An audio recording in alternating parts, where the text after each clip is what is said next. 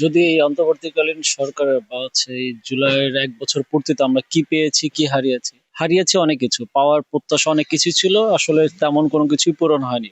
রাষ্ট্রের যে কাঠামো আগে যেরকম ছিল, জনগণ যে ভয়ভীতির মধ্যে ছিল, সেই ভয়ভীতির থেকে আমরা বেরোয় আসতে পারছি। আর এর বাইরে আমরা নতুন করে কিছুই পাইনি। প্রত্যাশার জায়গা আমাদের ছিল যেমন আমাদের রাষ্ট্রের কাঠামোর গুণগত পরিবর্তন, আমাদের সংবিধানের পরিবর্তন এবং আমাদের যে আহত শহীদ হয়েছে তাদের পুনর্বাসন, এগুলোর জায়গাটা আমরা এখনো কোনো কিছুই পাইনি এই সরকারের কাছে।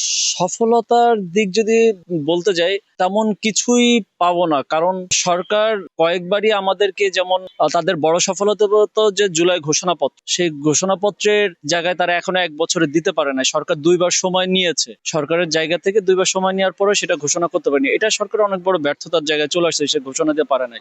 যেমন আমরা চেয়েছিলাম যে গণহত্যার বিচার, সেই বিচার একটা প্রক্রিয়াধীন বিষয়, সেই বিচারের জায়গায় আমরা দেখছি যে তাড়াহুড়া করছে, কিন্তু তাদের সিস্টেমেটিক যে জায়গাটা, যেমন ট্রাইব্যুনাল আগে ছিল একটা, ট্রাইব্যুনাল গঠনের 6 মাস পার হয়ে যাওয়ার পরে আর একটা ট্রাইব্যুনাল গঠন করছে, কিন্তু উচিত ছিল কি 5টা ট্রাইব্যুনাল গঠন করে বিচার কার্য দ্রুত সময় করা, জনগণকে উপহার দেওয়ার। কারণ এই অন্তর্বর্তীকালীন সরকারকে গঠন করাই হয়েছে কয়েকটা কাজের জন্য, অল্প কিছু কাজ। সেটা হচ্ছে কি গণহত্যার বিচার আর রাষ্ট্রযন্ত্র থেকে ফ্যাসিবাদের উৎখাত। যেমন এখনো দেখেন সচিবালয়ে কিন্তু সচিবরা বসে রয়েছে, সেই আওয়ামী লীগের লেসপেন্সাররা বসে রয়েছে, তাদেরকে উৎখাত করতে যাচ্ছে না। তাদেরকে উৎখাত করার দরকার ছিল।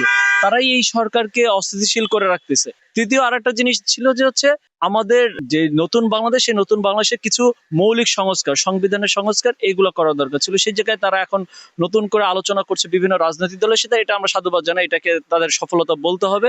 কিন্তু পুরোপুরি সফল হবে তখনই যখন এটা একটা পূর্ণতা লাভ পাবে।